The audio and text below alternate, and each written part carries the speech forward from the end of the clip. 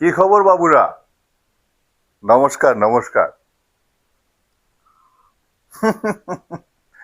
আপনারা ভাবছেন এই সকাল সকাল চা খেতে খেতে আমি এত হাসছি কেন, তাই না?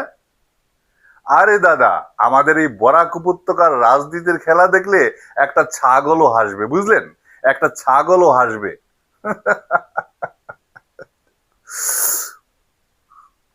বুঝলেন? ওই চারদিকে এমন এমন খালি জুয়ার জুয়ার জুয়ার, হাটে মাঠে ঘাটে সব জায়গায় খালি ক্ষমতাসীন দল। হ্যাঁ, কিন্তু আসল মজাটা কোথায় জানেন?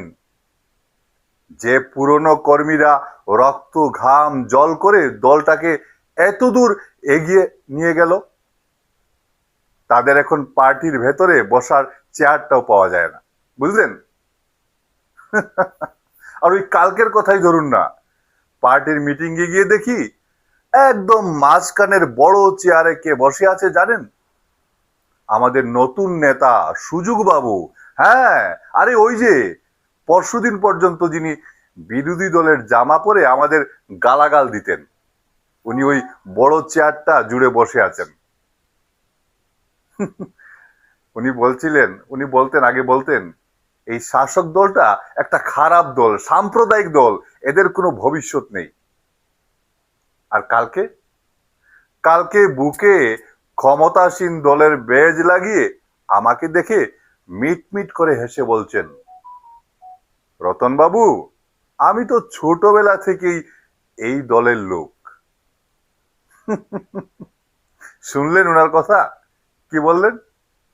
কাল পর্যন্ত ছিলেন কট্টর বিরোধী, আর আজ আজ রাতারাতি বড় নেতার ভক্ত হয়ে গেলেন। মতলব আর সুযোগ বুঝে জামা বদলাতে এদের একটুও সময় লাগে না, বুঝলেন? আরে দাদা, আমরা ছিলাম সেই সময়কার কর্মী যখন আমাদের এই অঞ্চলে এই দলের নাম নেওয়ার লোক ছিল না।